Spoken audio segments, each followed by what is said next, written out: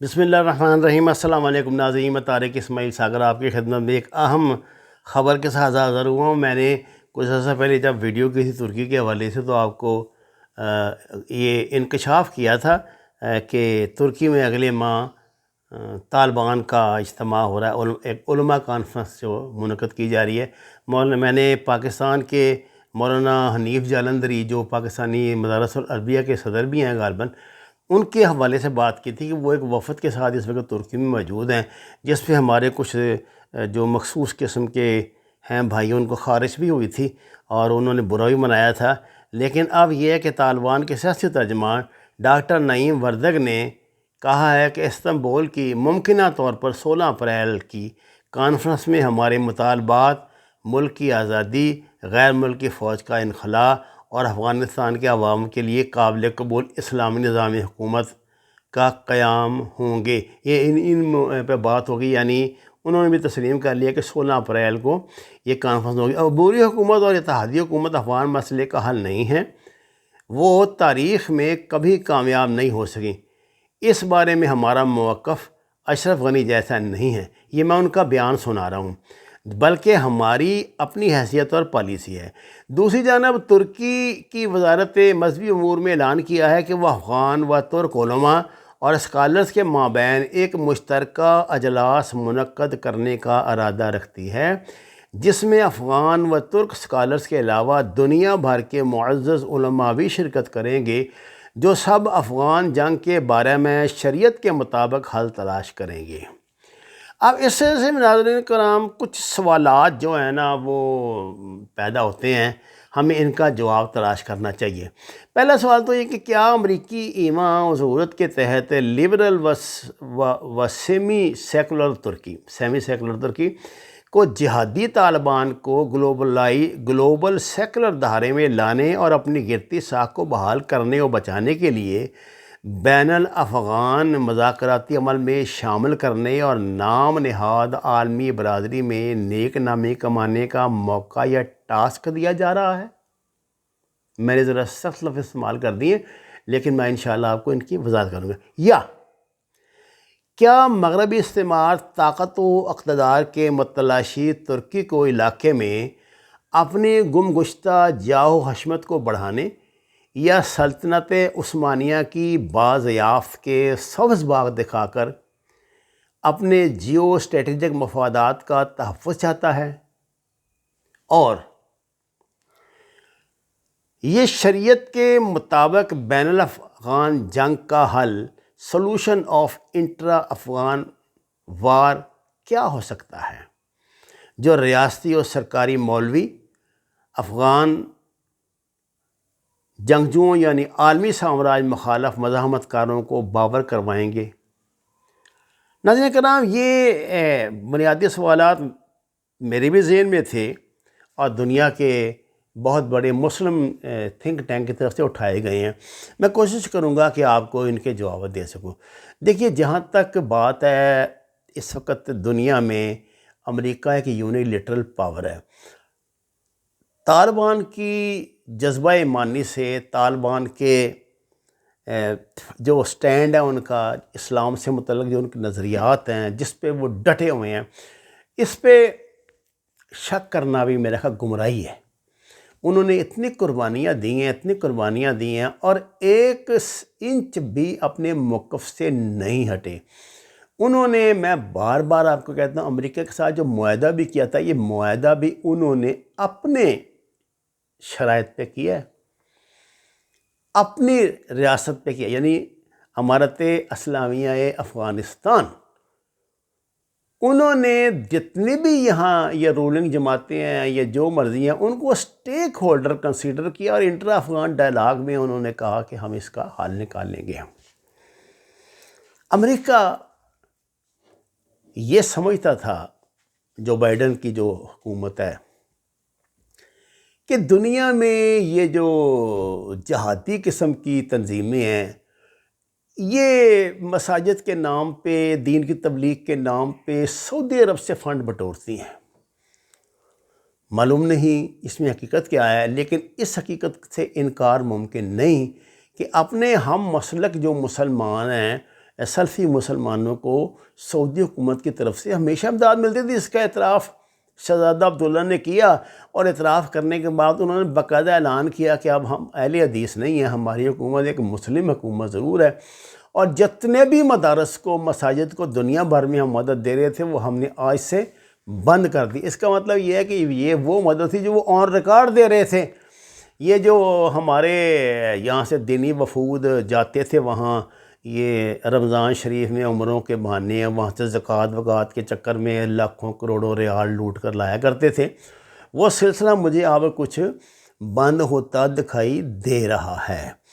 Joe Biden نے کی خواہش یہ تھی، وہ یہ سمجھتا تھا کہ ترکی جو ہے ایک لبرل ملک ہے، اس میں کوئی شک نہیں، ہماری خوشگمانیاں، ہمارے نیک تمنائیں اپنی جگہ پہ، ہم نے جو ان کو یہ ترکی کی جو وزیر اعظم ہے، ہم نے ان کو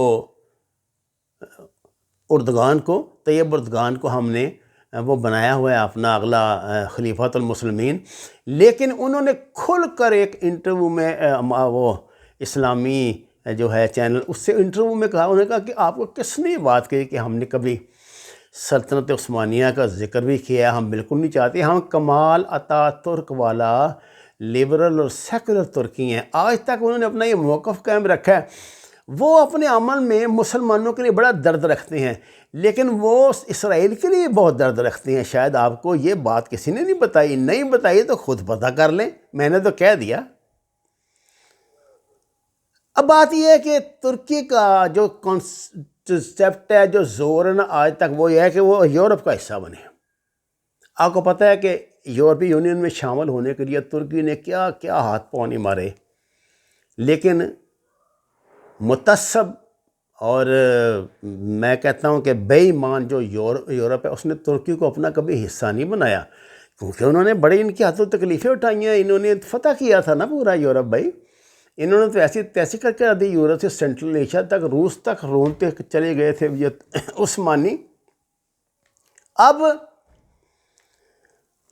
جو بائیڈن کو اس حقیقت کا علم ہے، ان کے تھنک ٹینک کو، کہ وہ جو ہے نا یہ جو شہزادہ سلمان، ایک تو اس کی وہ سمجھتے ہیں کہ اس کا انٹیلیجنس لیول ہی وہ نہیں ہے کہ یہ ملک کا بادشاہ بن سکے، اور دوسرا وہ یہ بھی سمجھتے ہیں کہ اس پہ ایک خاص اس کا ٹھپا ایسا لگا ہوا ہے نا، ایک خاص مسلک کا، کہ دوسرے مسلمانوں کو یہ قبول ہی نہیں ہے، اور اس نے بھی اسی مسلک کے لیے کیا۔ آج تک سعودی عرب نے جو کچھ کیا کسی اور کے لیے کیا نہیں۔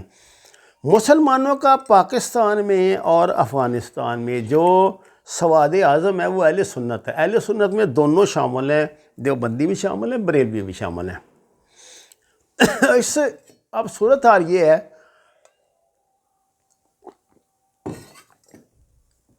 کہ دونوں، یہ جو ترکی ہے، اس کو سلطنت عثمانیہ کو ہم اپنا حصہ سمجھتے ہیں۔ آپ کو پتہ ہے کہ بر صغیر میں جب یہ کمال اتاترک نے یہ ختم کیا خلافت، تو بر صغیر میں بہت بڑی تحریک چلی تھی خلافت کے لیے، اور بغولی اماں محمد علی کی بیٹا جان خلافت پہ دینا، محمد علی جوہر نے اس کی رہنمائی کی تھی۔ آپ کو حیرت ہوگی کہ گاندھی نے بھی شاید اس تحریک میں مسلمانوں کا ساتھ دیا تھا۔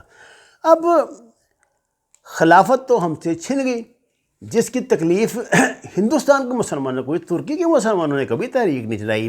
اللہ کو میں نے جان دینی ہے کہ ویسے جھوٹ جو مرضی بکواس کرتا رہے، ان کو کوئی تکلیف نہیں، وہ سیکولر لوگ ہیں۔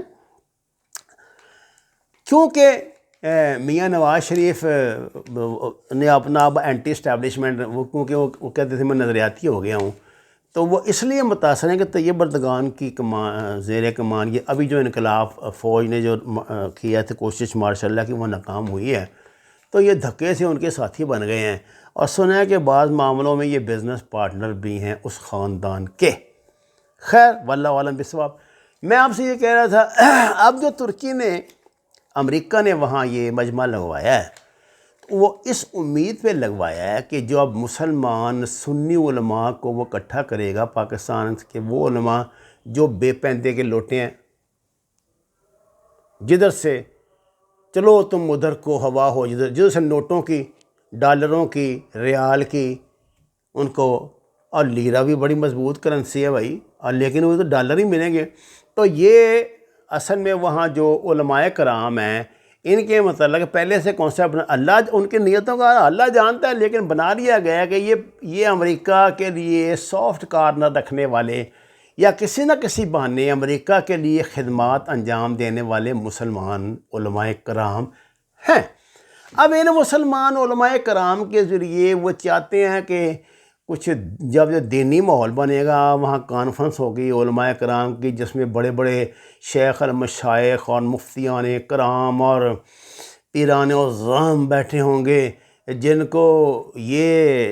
کے دماغوں میں یہ فطور ڈالا گیا ہے کہ یہ سلطنت عثمانیہ کی بحالی کا مشن ہے، تو وہ کوشش کریں گے طالبان کو سمجھائیں، کوئی اسلامی حوالے دیں۔ لیکن میں آپ کو ایک بات بتا دوں، یہ مشن کامیاب نہیں ہوگا۔ آپ طالبان کو جانتے نہیں، میں جانتا ہوں، میں ان کو 1992 سے جانتا ہوں، بہت قریب سے جانتا ہوں۔ توبہ توبہ توبہ توبہ، بابا یہ ایک انچ نہیں اپنے موقف سے ہٹنے والے، ایسے کئی لالچنے دیے جا چکے ہیں۔ بہرحال آگے دیکھیے ہوتا ہے کیا۔ وما علینا الا البلاغ المبین۔ ناظرین کرام، آپ سے درخواست ہے کہ جس طرح آپ نے ہماری مدد فرمائی، ہمارے چینل پکار کو بھی سبسکرائب کریں، لائکس دیں، سچ کے سفر میں ہمارا ساتھ دیں۔